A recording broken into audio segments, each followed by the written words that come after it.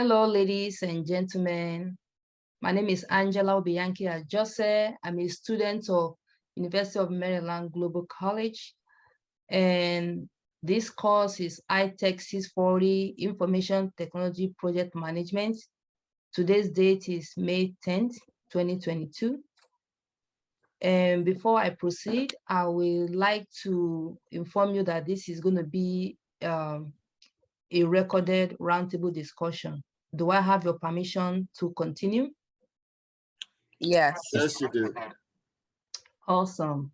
And before we get started, I would like for every one of you to introduce yourself. All right, I'll go. Yeah, I'll go first. My name is James. I work as a Scrum Master. Okay. My name is Yomi Williams. I'm a security engineer. And you? Hello, everyone. My name is Ola, and I'm currently a student at the University of Hartford, majoring in information technology. Awesome. Thank you so much. I'm really honored to have every one of you on this roundtable discussion. So for this discussion, I have several topics that we are going to cover. And I'm just going to read them out loud first. And the way we're going to handle this whole thing, I'll give a brief explanation of a topic, and then I will pick on one of you to, give me one or two either life experiences or anything in any way that you've come encounter with this particular topic. So the first topic we're going to talk about is the dumb mistakes IT project managers make. And the second topic is procurement management. And the third one is project management skills and leadership skills. So to start with, I'm just going to give a brief explanation of the few things that IT project managers, the little mistakes they make from time to time. And one of those mistakes are the fact that they don't follow a robust project process of required architectural design, developing unrealistic or unachievable estimates, not underestimating project complexity, inadequate project planning, and overlooking stakeholders' needs, and of course, lack of a functional project organization. So for this particular topic, I would like to go with James. Yeah. James first. Okay, James, have you had any personal experience? Go back to the PowerPoint.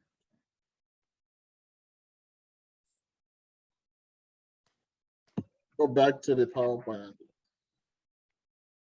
Go back. Back.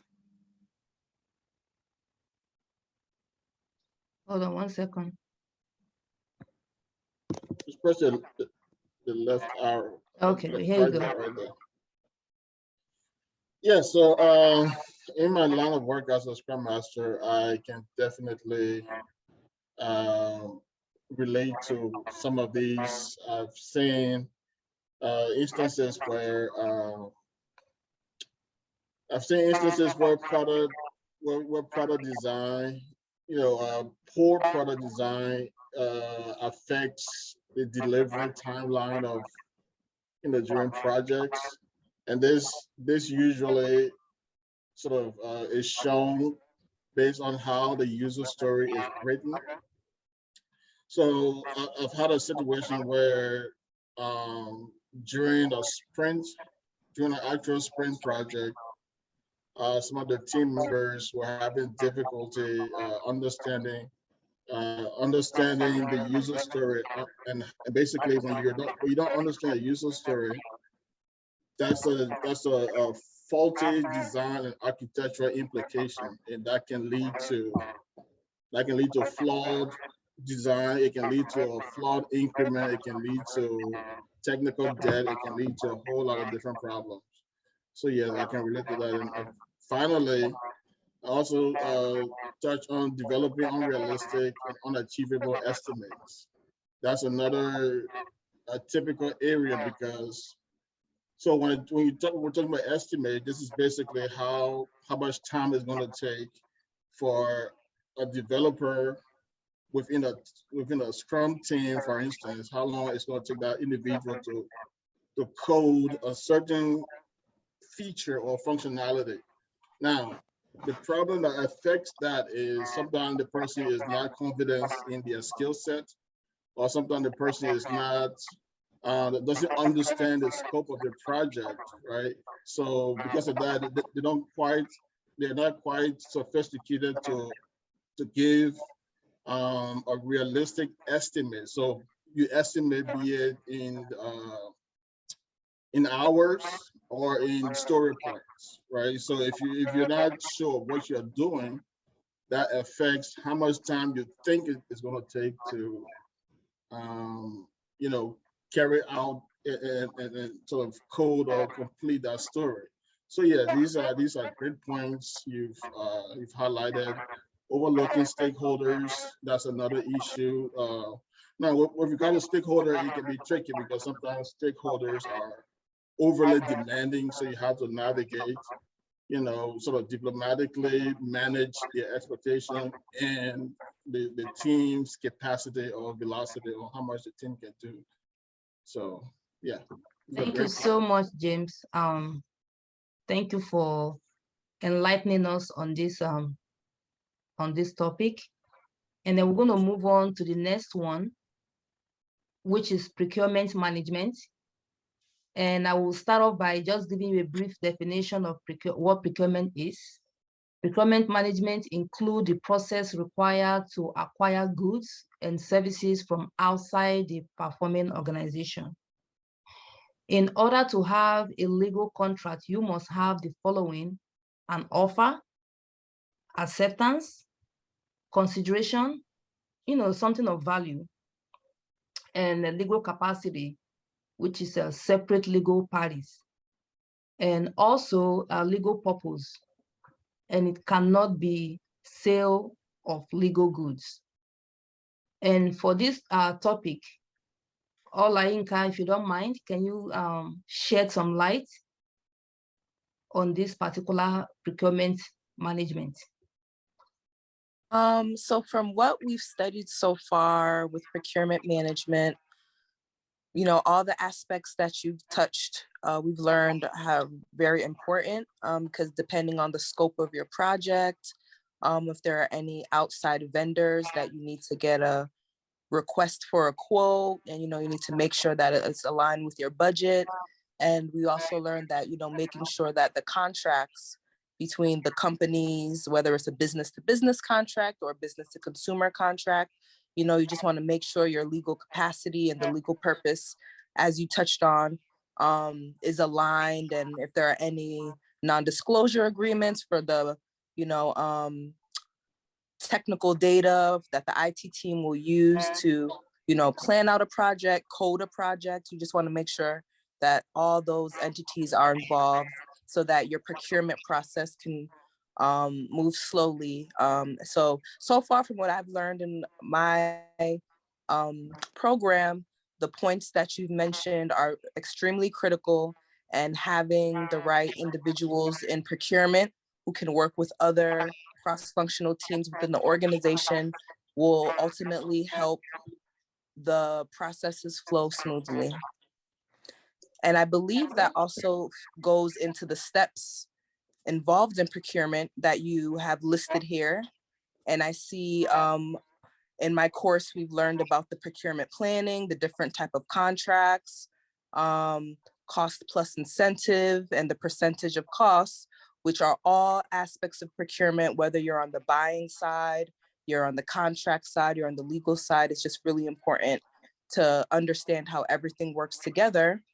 And also on your next slide, you mentioned the several steps in the procurement planning process, which we've also learned it's really important to have the documentation needed, like I mentioned early, when you get a quote from your different vendors for software, for, you know, even contractors for coding projects, or even just defining the project or contract structure.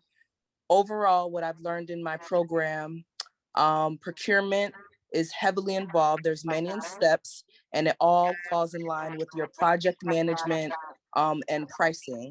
So the steps you've listed in your presentation and the steps involved in actually moving through procurement align with what I've learned. Oh, thank you so much, Ola. So, You get an applause for that. so can I add something to that? Sure. In relation to what Ola just said, basically for procurement management, one thing we look for in terms of contract, and the reason why we involve legal, is to kind of safeguard the service provider and the clients. And that is when the service level agreement comes in, which is like a contract that is between the producers and the suppliers in order to, and it puts some kind of remedies in case there's a breach of an agreement within the contract itself. So, and again, when it involves components of a project that has to be supplied by vendors, that bringing again supply chain management, because if you don't have good supply chain management where you can actually procure all the components of a project, the project is still going to fail.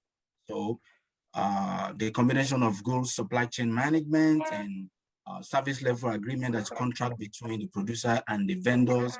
And again, that's something they call managed service agreement, which is similar to service level agreement. All these requirements are needed for you to procure the services and the products you need to effectively manage a product and make sure the project doesn't have some kind of cost overrun and anything that can delay a project. So that'll be my contribution to that. Well, thank you, Mr. Yomi. Thanks for shedding more light on that. And we're going to move on. And then the next topic we're going to talk about is project management skills and leadership. And of course, management skills is essential. It's an essential skills that most project managers, should have. And it starts with motivating and inspiring teams. Yeah, let me just take a quick stab at this one. So yeah, essential leadership skills, definitely. So as a Scrum Master, you know, we have a terminology called servant leadership. So which is essentially leading with influence. So you're not leading from the front, but rather you're leading from the side, right? So you're not, you know, you're helping the team be you're helping individuals within the team perform at their best, but without taking any glory for the performance they're making, right? So you're helping the team members communicate properly. You're helping them to be focused. You're helping them to be committed. You're helping them to be sort of courageous to speak and communicate, right, with each other, to have that cross functionality within the team, right? So this is very important. So yeah, this is another good aspect of project management skills. Okay, thank you, James. Okay. And Mr. Yomi, would you like giving us more detail on that, if you had any experience in this area? So the question you asked off the bat is, are good leaders good managers? So that's the question we have to ask ourselves when we're discussing leadership and management. Some are good managers, but are not good leaders. But if you reverse the role, if a good leader, you'll be able to manage people, tasks, and projects. So if you look at what is presented here, you talk about how project managers are good motivators and they inspire the team, because the ability to bring people of different backgrounds together and be able to coordinate all the effort in managing a project is very important for a leader. A leader can actually move a project forward, and it can be a constraint on a project. So if you're a good motivator, ordinarily you will motivate people enough to be able to put in 110% in achieving the goals set for the project. And again, a good leader must be able to communicate effectively, and communication goes both ways. When people are speaking to you, then you have to listen very well. Then you'll be able to give your feedback. But if you don't have the ability to listen very well, you cannot even negotiate a contract. Okay, so communication and listening skills are very, very essential for a good leader.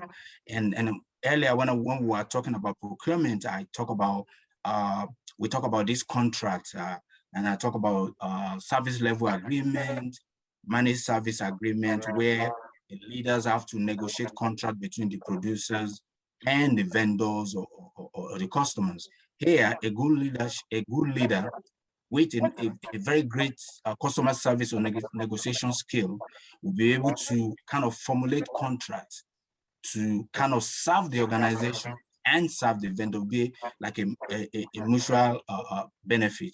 And if you look at the point that you are stressing here again, that says good leaders they possess influencing skills. That is, they can get the best out of their team, right, by motivating them to do more, because most of these projects have deadlines, have timelines. Okay, right. So a good leader must be able to kind of coordinate all those activities to make sure that the project doesn't have what they call project overrun. Because if you have an estimate to say a project is going to run for 3 years, within that 3 years, you'll be able to achieve the goal for the project.